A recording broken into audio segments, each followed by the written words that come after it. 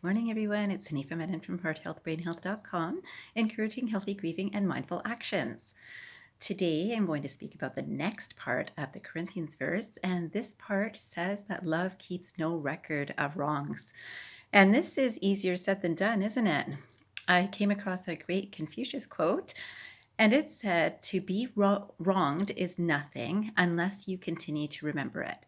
To be wronged is nothing unless you continue to remember it." And how many of us have been wronged? I'm sure all of us have been wronged sometime in our lives by someone. And of course, that we feel it more when it's someone important to us, right? So it could be a family member, a good friend, it could be a coworker that you had a good relationship with. And somehow, if you've been wronged or you feel like you've been wronged, it doesn't take much to feel wronged and to actually have the experience, but to continue to remember it just continues the hurt that has been caused from it. And of course, it's only our mind that perpetuates this thought, right? So this is an important detail that, again, if love is not keeping a record of wrongs, and it doesn't, right? Because if you think about how you interact with a child, for example, if a child kicks during their sleep and you're sleeping with your child wanted to come to your bed because they had a nightmare or something, you don't really keep a record of that. You kicked me last night, right? We're very forgiving. But as we grow up into our relationships, we start keeping records. Ah, you did this before, and I remember when you did this, and how about when you did this, and how come you did this? That sort of thinking does not help ourselves or the other person, and it doesn't help us move forward positively.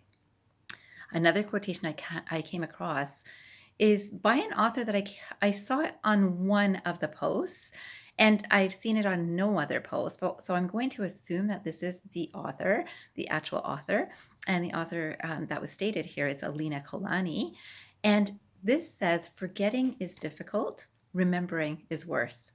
Forgetting is difficult, remembering is worse." And you would think, wow, so often we've been raised with this idea of don't forget what has hurt you, otherwise you might get into the same situation again.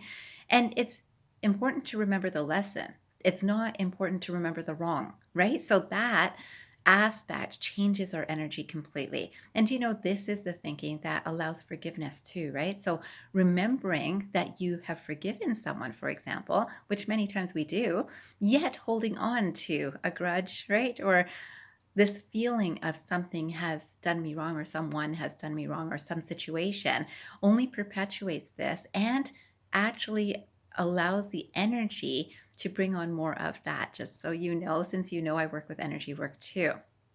So today I would love for you to think of something that you felt wronged in and think about whether you forgave and whether you've been able to forget, right? Because it takes a conscious intention, a mindful focus to say, I'm okay with this. I'm not remembering this. I'm going to remember what is good and pure and love-based, right? Love-based is with forgiveness. It is with forgetting the wrong. And then I came across another quotation by Shivananda. And this quotation says, and it's a beautiful way to think, "Do not brood over your past mistakes and failures, as this will only fill your mind with grief, regret, and depression. Do not repeat them in the future." And the reason I wanted to end with this quotation is because a lot of times people can forgive others. And many times the things that people hold on to are the things that they don't forgive themselves for. So they're holding on to the wrongs they've done and brooding and repeating them in their own minds. So again, I'll read this quotation again. It says, "Do not brood over your past mistakes and failures, as this will only fill your mind with grief, regret, and depression. Do not repeat them in the future."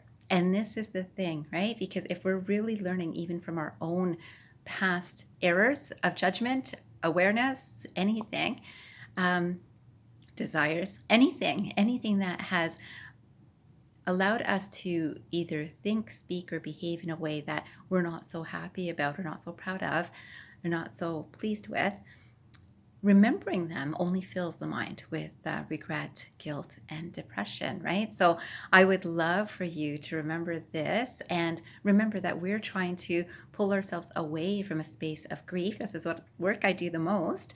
And I would love for you to do that for both yourself and the people that you care about and love around you, and even complete strangers, because really holding on to something is not useful to you or the world around us. So I leave you with that today. I hope you have a fabulous day ahead, and I hope you remember, transform your mind and transform your life. Have a great day, everyone.